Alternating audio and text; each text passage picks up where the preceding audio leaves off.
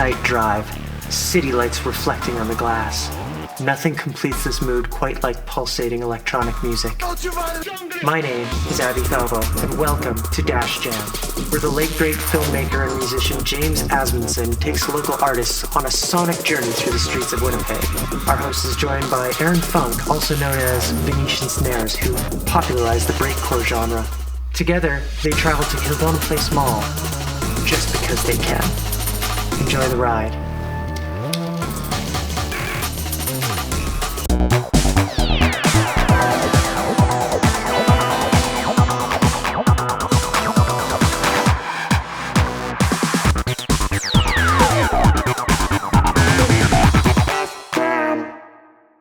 Hey Aaron. Hello. Welcome to my show called Dash Jam, where we drive around and jam. I'm happy about it. Are you? Yep. Yes, I was kind of surprised that you wanted to be on the show. Why's that? I just wasn't sure if you'd want to do it. I love jamming. I don't know, but talking too. I like talking. You know if I turn down a little bit? No, don't. No? I was trying to remember when we first met. It was I followed you on SoundCloud and you sent me this message and said, "Hey, cool song. Who are you?" And I was like, "Oh, that's what I said." Yeah. And I was like, "Oh, that's nice." Yeah. And I was like, "Oh, my name's Jaimz. I think we met and you said, "Oh, I didn't think that you liked me." And I was like, "Oh, that's funny because I didn't really think that you liked me either." And then you said "Cool, let's be friends." And it was just such a nice moment. Yeah, you never seemed very friendly whenever I met you, so I was just like, okay. I just you had that "don't talk to me" vibe. Because I wouldn't say you have the music industry figured out. I definitely do not have the music industry figured out. But you have your own approach to it pretty figured out, don't let people take advantage of you and stuff like that, right? I guess so. Maybe I'm just not the most agreeable person. But yeah, if something smells bad, it smells bad. So are you trying to say I helped you get over the idea that I'm just happy to be invited? Or how so many people are, they're just oh, thanks for including me. Knowing when to say no. Always say no. Never agree to anything. Just do this, what I'm doing now. In isolation. Forever. So where are we going, Aaron? Kildonan Place Mall. Why do you want to go there? I just want to feel how it feels to be there. Did you used to spend a lot of time here? Maybe as a little kid. Wow, look at that place. What was that place? Safeway? A Gen 2 Safeway. Yeah. Gen 1 Safeway's always had that nice sine wave roof. Did you take music lessons when you were a kid or anything? I took some piano lessons when I was a little kid. It was pretty strange. It was from when I was about 5 or so till maybe 9. I really didn't like it there. I was scared of the place. Where'd you go? This woman down the street. It was kind of scary. She had a really scary, kind of like your dog. She had a little dog, but that was really scary. And I was a little kid, so every time you come over, the dog would be like, but in her piano room, she had a taxidermied version of the same little dog who was just staring at you as you tried to learn your piano skills. Like looming over the piano or something? It was behind the piano, but if you looked over your shoulder, this dead dog was staring at you. And it was the same as the super violent, weird dog that you just dreaded every time you went there. Is that why you don't like dogs? Or why you're more of a cat guy? I love dogs. Yeah, I was just wondering where you got inspired by making weird time signatures and stuff like that in your music. Was it the music that you were playing in piano or? Not really. I mean I guess the very early 90s. I got this computer called the Amiga 500 and had this tracker program for it called Octamed. Yeah. So I was making tracks and they just kind of sounded like some pretty silly like rave tracks. But I don't know, they didn't really feel like mine, you know? Making dance music that I, you know, enjoyed, but like kind of Amiga version of it or whatever. And then I discovered that like you could change the patterns from like 64 to like whatever number you wanted. Just like the kind of grooves and push and pull you get from getting outside of a 4/4 thing was exciting to me. Why was it exciting? Like, did you find? Because it sounded exciting. It sounded more dangerous. Yeah. It sounded more broken, and I like that. I don't know. It just like it resonated with me. Of course, after the fact, I was like, oh yeah, you can't mix these tracks with other records now.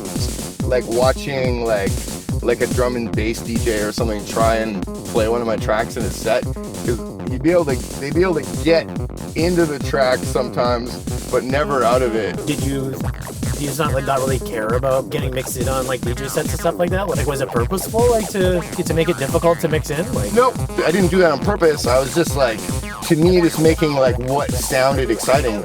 Yeah. As I make this like 4/4 acid track.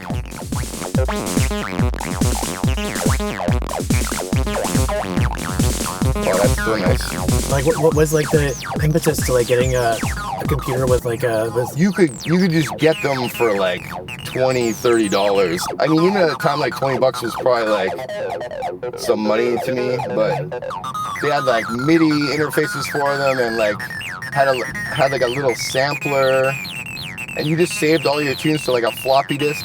You could only do a tune with like 1 megabyte of RAM. 1 megabyte of RAM. Yeah, but I mean, like, why did you get this computer? Because I could make music on it, and it was, I could afford to buy it. Yeah, I know, but I mean, why did you want to make music? Were you? Because I am music. I have to make music.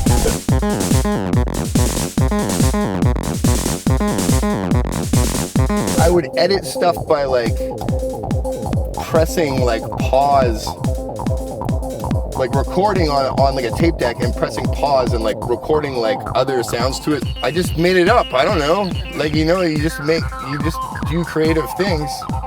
There's no like, I don't know how to answer questions that are like, where did you sign up to be you? I don't know. Like, in my mom, I guess. Where did you sign up to be you? Dollarama. It was half price. This is like the most confusing mall I've ever been to. Is this like? It is. Am I driving through a parking lot? Like, don't know if I've been here since the 1980s or the early 1990s, and I thought it would be pretty special. It feels good to be in this parking lot. It feels like anything could happen. Let's try and start a parking lot rave at Kildonan Place. Hey, turn up. Let's roll the windows down. Yep.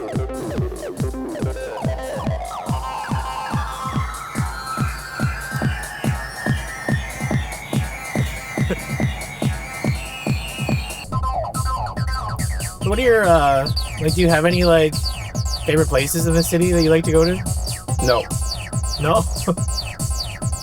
Oh my god, I went to Folk Fest. That was the funniest thing I've ever seen. It was so weird. It was just like a bunch of like senior citizens, I guess, all like camped on blankets, and then like fenced off to the side, kind of younger people trying to dance, but that weren't allowed to be in front of the stage. That's not really my scene. You know what I was thinking about? I was like, I bet like people like that are robbers, like doing B&Es and stuff, are probably having a heyday in like River Heights right now, and like Wolseley. You know, you live in Wolseley like every summer around Folk Fest, like because it turns into a complete ghost town, right? Yeah. There's like nobody there, and all the stores are closed. Was there lots of break-ins then? Yeah, that's what I was thinking. I was like, they broke into our house and they stole all my CDs and all my Nintendo games, and then my mom had a copy of The Joy of Sex, you know that book? And they like were like Joy of Sex? Yeah, she had this book, but they was like sitting on our coffee table, and they'd open up a bag of chips, and they were like eating our chips and looking at the joy of sex. My mom's like, she's like, James, what were you doing reading this book? And I was like, what? I wasn't reading it. And she's like, yes, you were. You're eating chips. Like, there's like chip prints all over the book. And it wasn't me. If it were me, I would have put her away. Like, I don't know why you didn't know I was reading it. And then we went upstairs and realized like they'd stolen all my shit. Like it was all gone. And then the guy who lived next door was this older guy, and he came home and there was like the robber was in his house and he had an axe. And I think he was just wearing a bathrobe and he was naked. And the guy had a heart attack. Like he was in the hospital. It's pretty scary. The robber or the guy whose house it was? The robber, like. Wow. You had a heart attack. No, sorry, the guy who owned the house like came down and found this guy like in his living room like holding an axe and like just wearing a bathrobe. Oh my god. And then he had a heart attack. He was in the hospital for a couple weeks. Aaron, do you ever come to casinos? No, we should look. Maybe we'll get lucky. Whoa, look at the pink and green canopy. That's super cool. Let's drive under it. It says right turn only. Let's illegally drive under it. Like, have you ever felt pressured to do something different? Like you know, like if you put out a record and your like fan base reacts to it, you know, maybe like not as like I don't care. Excited about like no? Who cares about that? Well, a lot of people do. I only care about making music. I don't care about like other people caring about. I'm happy other people care about it, but I don't care if other people care about it. Does a part of you like worry about that? Because I mean, like that's like your primary income, right? Like. Oh yeah, I mean, I worry about like being homeless or something, but I don't like. I'm not gonna like try and impress people. I don't mean like making music for your fans, but I mean like, have you ever had a moment where it's like they're no. What? Cause I don't care. Don't matter to me. I don't care. Don't matter to me. I don't care. Don't matter to me.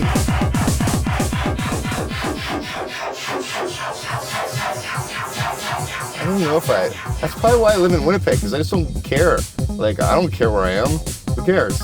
I could probably live anywhere and I wouldn't care, and it would be the same place because I would just stay in the same room and make music. So it doesn't matter. They should put me on a spaceship if they need someone to babysit that shit. And just like let me take all my stuff up there. I would just want to like chill on a space station or something. Yeah. Yeah. That doesn't sound too bad.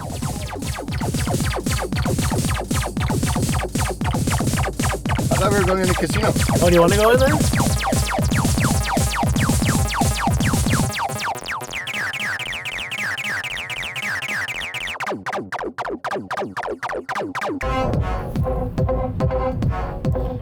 I used to work up here. I think, okay, the place I used to work at is here? No, not here. Wait. No, not that place. I never worked at that nail salon. Yeah, this place used to be a bakery, and I used to be the driver for the bakery, and now it's nothing. Wow.